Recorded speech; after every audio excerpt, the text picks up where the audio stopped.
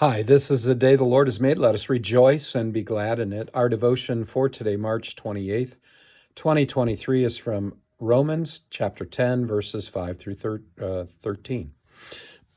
For Moses writes about the righteousness that is based on the law, that the person who does the commandments shall live by them.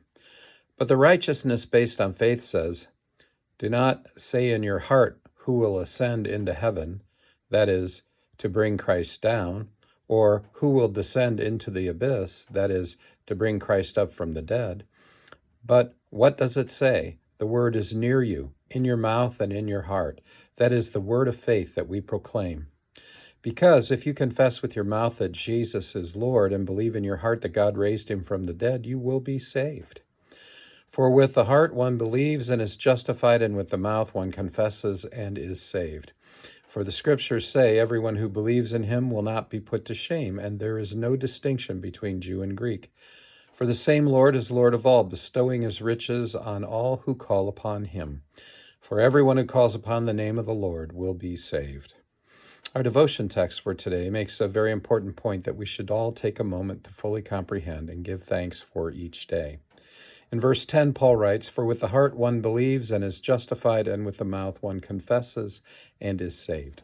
It is not through good works and good deeds that one is justified or saved, but by belief in one's heart and confession with one's mouth that Jesus is Lord, that he was raised from the dead.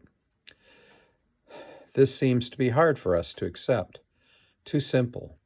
Where is the expected sacrifice of all one must do in order to believe? How can we know if we believe enough for God to call us justified? To whom must we confess with our mouth? Are we saying it to the right people in the right places? Well, we can sure make things difficult, even the most simple of things, can't we? We must remember from Scripture we must remember some scripture to help us answer these questions. First, Jesus says in Scripture that if we only have faith as big as a mustard seed, which is the smallest seed, then we can do amazing things like move mountains and trees, etc. So even the smallest belief, the smallest amount of faith, is enough. God judges the heart, and God can be taken at his word.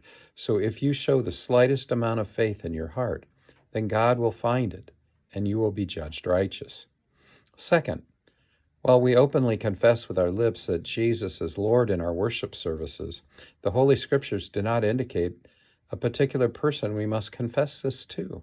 Since God is everywhere and hears us wherever we are, we need not necessarily confess this to anyone, except to God himself. He will hear our confession, whether we are in a large crowd or by ourselves. My friends, be confident in this. God the Father and God the Son desire everyone to be saved. They didn't make it difficult. Go in peace, serve the Lord.